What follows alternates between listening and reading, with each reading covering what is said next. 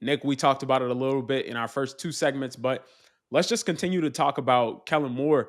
This is the first time we're going to be able to see him out there as the general of the team, as the person out there running the show. Kind of what do you expect to see from him? I know it's a small taste in rookie minicamp, but what are you expecting? I don't know. Honestly, I've never seen him at a practice, so it's Yeah. going to be a brand new experience. The one thing I'd like, the one thing I'd like to see is, I'd like to see Kellen Moore yell at somebody just to see what it looks like. It sounds like. I don't know what that'll look like.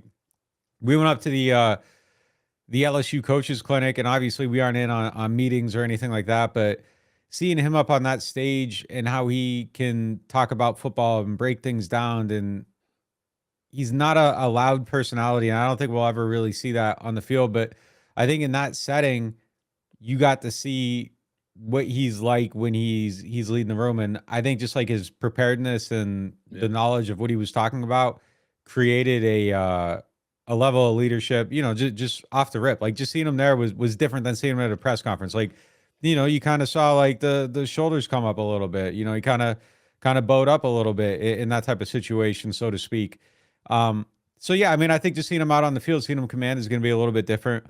We were at the Super Bowl and kind of knew that he was going to be the coach then, and I was watching him throughout that, and even there, again, not the most, he's not Dan Campbell. Yeah.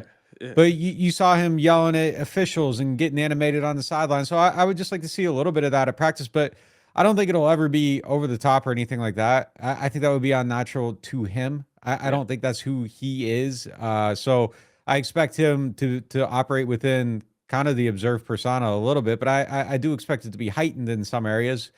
Again, I don't know what we're going to see at rookie camp because it's kind of orientation a little bit, and Yeah. and no one's going crazy at orientation, but I am eager to start this process, and this is the first step of it. I am extremely eager to see the process of just watching him at practice, and yeah, I think that's going to be fascinating. It may be too early to peg who this person is, but you were talking about during the hiring process when they were filling out the staff that a head buster was needed. So who do you peg early as the head buster? I don't know. I mean, that's what we're going to find out Yeah. overall. Maybe it's Kellen Moore. Maybe it's Brandon Staley. I don't Yeah. know. It's gonna be really interesting to find out who that is. Kind of see who it is and how it plays out. And yeah, I don't know. I don't know. We're gonna find out of practice. Yeah, but just going back to you talked about us going up there to the coaches clinic and just getting some insight on the staff. Doug Nussmeier was up there. He was up there showcasing not just his passion for offenses in the run game and the pass game, but the small intricacies that go with all of that. Fumbling technique, how to, continue to keep the ball and ball security and stuff like that. So I'm kind of interested to see how that's implemented with this team because he was able to show a lot of examples from Saquon Barkley all the way down to the linemen when he was in Philly, but I want to see how that looks in New Orleans with all of these guys. No doubt about it. Yeah, watching Nussmeier at that coaching clinic, the attention to detail on Yeah. everything was just that's what stood out. I mean, that kind of seems to be really what they're about. They were talking about the tush push and how often they practiced it and how they went through the snaps every single day. And he was saying that he thinks the reason that that play worked for them instead of other people is because of that process, Mhm. that willingness to spend time on it, because it isn't something you can just line up and do. You kind of got to practice it every single day. And then he went through those examples and was showing how it correlated to all kinds of different things, to a offensive lineman's stance, to you mentioned that fumbling, a lot of different things. So I do think that attention to detail is something that is going to show up all the time. One of me and Mike's like longest running arguments is always about like what is a coach's responsibility and what's not. That little example to Nussmeier on that stuff kind of showed me that it really, like, a lot of it is coaching. Like Yeah. most of it is coaching. Almost every mistake can go back to coaching. Yes, a player should know not to fumble a ball, but if you are practicing ball security, what do you say? It was like every Wednesday was ball security day, or every Thursday, whatever it was. Yeah. If you do that every single week and you spend time on it every single week, well, then it's not just the player's responsibility. You've made the responsibility universal across the board, and I think that is something that's going to show up here. Yeah, a player knows not to fumble, but if you make them go through it every single week, there's no Yeah, room to get away with it at that yeah, point. So if the coach isn't doing that, I think it's on the coach. And that Nussmeyer example kind of clarified it for me. So yeah, I'm interested to see it. I'm interested to see how much time they spend on quote unquote boring stuff. When we get out there, we just want to see the team yeah. portions of it. But if a lot of times you'll see some of these things and it looks half hearted too. You're kind of going through it and it's like feels like people going through the motions. All right, like we gotta whack at the ball. Like, if you're really doing it and you're really coaching it the right way, I think there's a lot of value in it. Yeah, no, for sure. It can be engaging because even you look at some of the examples that he was showing during that presentation, and it was not just the starting linemen, but guys who probably won't see the field, just preparing for that moment.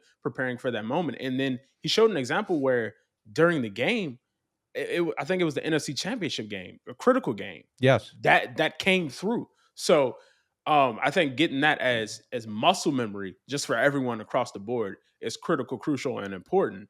Also on the list of things I'm interested to see in terms of the coaching staff is he a satellite? Does he go?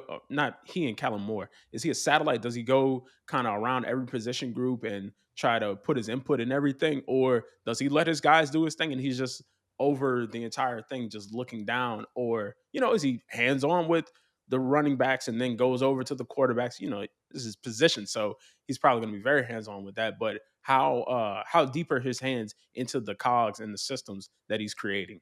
Yeah, I'm interested to see that. And yeah, just one last point on the Nussmeyer thing. I think my favorite example on there was he was showing how they would practice consistently offensive linemen recovering a fumble, and he was Yeah. like, they hate doing this. They hated it. And then it's like, well, like he shows the drill that they were doing going over it. And then he goes to a game and can show where it correlated there. So Yeah. the thing is that he was showing us like all this stuff he did, and he's like, it might seem stupid, it might seem like a waste of time, but it showed up here, here, and here. It showed up here, here, and here. It showed up here, here, and here. So I'm going to be interested to see how that kind of stuff plays out. Yeah, and then going on the defensive side, I want to see Stuntsman. I want He has a big social media kind of pop out with his captions and stuff like that. His personality when he had his introductory press conference kind of shine through. So I kind of want to see how he is out there, what he looks like. Is he flying around? Is he still wearing that old school like linebacker collar? Because like I know uniform and stuff doesn't really make any difference on the field, but that just piece and accessory is it's indicative of a crash dummy, somebody who's going to go out there, fly around. I know they're not doing any serious hitting in rookie minicamp, but somebody who isn't afraid to make contact. Yeah, I was talking to a scout today though, and with another well, more he's higher up than a scout, but a guy with another team. We were kind of just talking about like players and Yeah, and all this stuff, and these camps coming up, and one of the points he made, and it's a really excellent point. He was just saying like we don't want players that look like they're getting dressed to get photographed at practice, and I think there are a lot of those in the league, and it's kind of I think it's a good point. I don't know anyone that's ever really gotten dressed up to go on a serious grind. Like if you're going to do serious work, you dress to work. So I mean, that stuff can't matter. I think it's reflective of mentality. Like who's there to really ball. Mike Thomas wore the old school helmet, didn't the have any, chili bowl, man. didn't have I nothing got on. so sick of that. But he's just out there killing. He's just there to ball and kill people. Yeah, And you know what? Like, there's the look good, play good, whatever theory. But like, if you just play good, you look good. So just who's here to work? Who's here to grind? Like, I want to see that. I hear you. I hear you, man. We might have a uniform update coming down the pipeline. There were some rumors going around on Twitter yesterday, but nothing confirmed yet. I just wanted to update some people on that. That's my little thing about the uniforms with the team.